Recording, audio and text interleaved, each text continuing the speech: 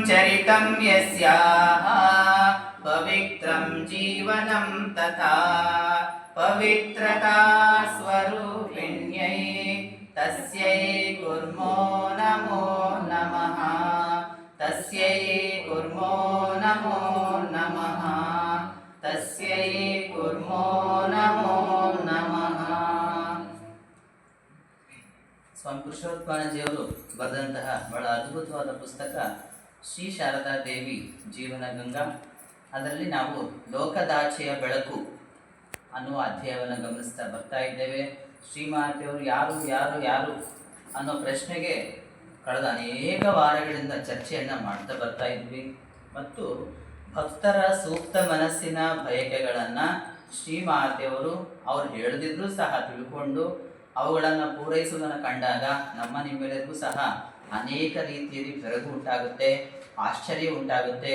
ಶ್ರೀಮಾತೆಯವರು ಆಗಿನ ಕಾಲಕ್ಕೆ ಅಷ್ಟೇ ಅಲ್ಲ, ಈಗಿನ ಆಧುನಿಕ ಕಾಲಕ್ಕೂ ಈಗಿನ ಕ್ಷಣಕ್ಕೂ ಈ ಕ್ಷಣದವರೆಗೂ ಸಹ ಶ್ರೀಮಾತೆಯವರು ನಮ್ಮಲ್ಲಿ ನಿಜವಾದ ಭಕ್ತಿ ಇದ್ದರೆ, ನಮ್ಮಲ್ಲಿ ನಿಜವಾದ ಆರ್ಥತೆ ಇದ್ದರೆ, ನಮ್ಮಲ್ಲಿ ನಿಜವಾದ ಮುಮುಕ್ಷತ್ವ ಇದ್ದರೆ, ನಮ್ಮಲ್ಲಿ ನಿಜವಾದ ವ್ಯಾಕುಲತೆ ಇದ್ದರೆ ಖಂಡಿತವಾಗೂ ನಮ್ಮ ಮನಸ್ಸಿನ ಬಯಕೆಗಳಿಗೆ ಶ್ರೀಮಾತೆಯವರು ಮೂರ್ತ ರೂಪವನ್ನು ಕೊಡ್ತಾರೆ.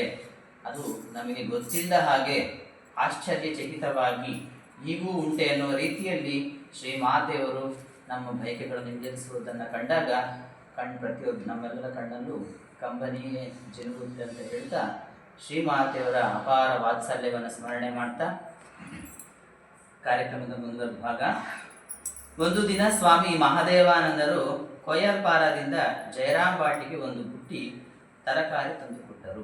ಒಂದು ದಿನ ಸ್ವಾಮಿ ಮಹಾದೇವಾನಂದರು ಶ್ರೀಮಾತೆಯವರ ನೇರ ಶಿಷ್ಯರು. ಅವರು ಕೊಯ್ಯಲ್ಪಾರದಲ್ಲಿ ಜಗದಾಂಬ ಆಶ್ರಮ ಅಂತ ಇದ್ದು ಶ್ರೀಮಾತೆಯವರ ಬೈಠಕ್ ಖಾನೆ ಅಂತ ಕರಿತಾ ಇದ್ರು. ಕೊಯ್ಯಲ್ಪಾರ ಆಶ್ರಮವನ್ನು ಶ್ರೀಮಾತೆಯವರ ಬೈಠಕ್ ಖಾನೆ ಅಂತ ಕರಿತಾ ಇದ್ರು. ಅಂತಹ ಕೊಯ್ಯಲ್ಪಾರದಿಂದ ಜಯರಾಮ್ ಭಟ್ಟಿಯ ಶ್ರೀಮಾತೆಯವರ ಮನೆಗೆ ಒಂದು ಬುಟ್ಟಿ ತರಕಾರಿಯನ್ನ ಸ್ವಾಮಿ ಮಹಾದೇವಾನಂದ ತಂದು ಕೊಟ್ಟಿರ್ತಾರೆ. ಬಳಿಕ ಶ್ರೀಮಾತೆಯವರು ನೀಡಿದ ಉಪಹಾರವನ್ನು ಮುಗಿಸಿಕೊಂಡು ವಾಪಸ್ಸು ಹೊರಡ್ತಾರೆ. ಬಳಿಕ ಅವರು ಶ್ರೀಮಾತೆಯವರು ನೀಡಿದಂಥ ಉಪಹಾರ ಅಂದ್ರೆ ಬೆಳಗಿನ ತಿಂಡಿಯನ್ನ ಮುಗಿಸ್ಕೊಂಡು ಮತ್ತೆ ವಾಪಸ್ಸು ಹೊರಡ್ತಾರೆ. ಆದರೆ ಶ್ರೀಮಾತೆಯವರು ಹೇಳ್ತಾರೆ, ಮಗು ಈಗಲೇ ಹೊರಡಬೇಡ, ಮಳೆ ಬರುತ್ತದೆ ಅಂತ ಹೇಳ್ತಾರೆ. ಮಗು ಈಗ ಹೋಗ್ಬೇಡ, ನೀನು ಮಳೆ ಬರ್ತದೆ ಅಂತ ಹೇಳ್ತಾರೆ. ಅದಕ್ಕೆ ಅವರು ಕಿವಿಗೊಡದೆ ಹೊರಟು ನಿಂತಾಗ ಶ್ರೀಮಾತೆಯವರು ನೋಡು ಹೇಗೆ ಮೋಡ ಕವಿದಿದೆ ಎನ್ನುತ್ತಾ ಹೊರಗೆ ಬಂದು ನೋಡುತ್ತಾರೆ. ಆಕಾಶದಲ್ಲಿ ಒಂದು ತುಣುಕು ಮೋಡವಾದರೂ ಇರಬೇಕಲ್ಲ. ಸರಿ, ಇನ್ನೇನು ಸ್ವಾಮಿಗಳು ಮತ್ತೇನು ಆಲೋಚಿಸದೆ ಶ್ರೀಮಾತೆಯವರಿಗೆ ಪ್ರಣಾಮ ಮಾಡಿ ನಗುತ್ತಾ ಹೊರಟೇ ಬಿಡ್ತಾರೆ.